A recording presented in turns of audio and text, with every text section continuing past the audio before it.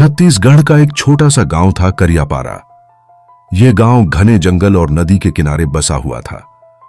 गांव के बाहर एक बहुत पुराना पीपल का पेड़ खड़ा था, जिसकी शाखाएं इतनी फैली हुई थीं कि दिन के उजाले में भी वहां अंधेरा सा लगता। गांव वाले कहते थे, ए पीपल मा रात बेरा मत जाबे, नहीं त तू तोला भूत धर ले ही। गांव में यह किस्सा पुराना था कि उस पेड़ पर एक औरत की आत्मा भटकती है। वह औरत कोई साधारण नहीं थी।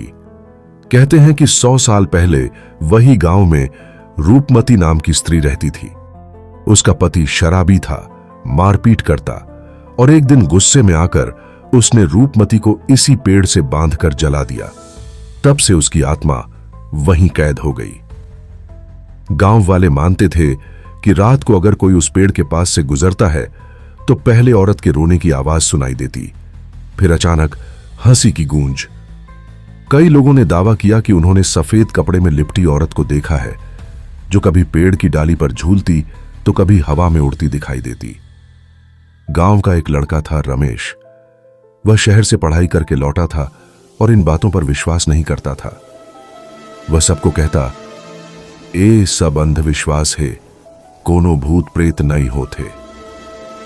एक रात गांव के साथी उससे शर्त लगाने लगे कि अगर हिम्मत है तो आधी रात को उस पीपल के पेड़ के नीचे बैठकर दिखा।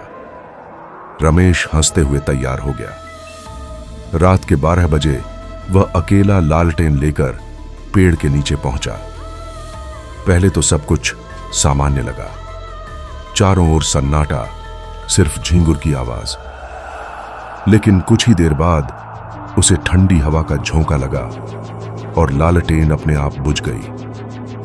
अंधेरे में उसने महसूस किया कि कोई उसके पीछे खड़ा है। उसने मुड़कर देखा तो सफेद साड़ी में एक लंबी औरत दिखाई दी। उसका चेहरा अधजला था और आंखें अंगार की तरह लाल। रमेश का गला सूख गया। वह चिल्लाना चाहता था पर आवाज नहीं निकल पाई। अचानक वह औरत पेड़ की डाल से उल्टा लटक गई और हंसने लगी। हा हा हा, तोला भूत नई लागत है का।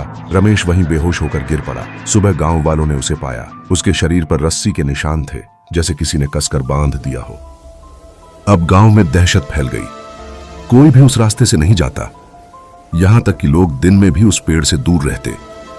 तब गांव के बुजुर्गों ने गुड़ी, झाड़ फूंक करने वाला ओझा को बुलाया।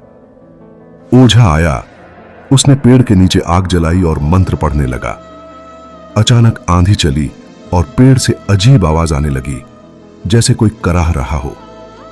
तभी सफेद कपड़े में वह औरत दिखाई दी। उसकी आंखों से खून टपक रहा था। वह चीख कर बोली, मोला न्याय चाहिए, मोला बिना कारण मार दिहिन। जब तक मोर आत्मा के न्याय नहीं मिलही तब तक मोला कोनो नहीं रोक सकही। ओझा ने मंत्र पढ़ते हुए कहा, तोला मोर आदेश, गांव छोड़ दे, शांति पाले।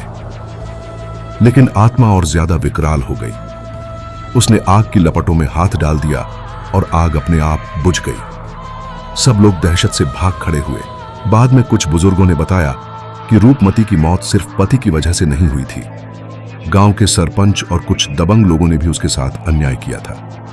वह सबको उजागर करने वाली थी, इसलिए उसे मारकर पेड़ से बांध दिया गया।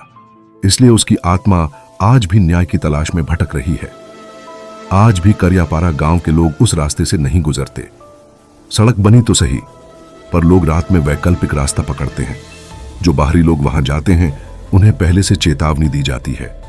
कई बार रिसर्च करने वाले लोग आए, कैमरे लगाए, और जो फुटेज रिकॉर्ड हुआ उसमें सिर्फ औरत की कराह, हंसी और पेड़ की डाली पर झूलती छाया दिखाई दी। गांव वाले आज भी कहते हैं, जैन पीपल मां आत्मा बस गए, बोला कोई झाड़ फूंक नहीं हटा सकते।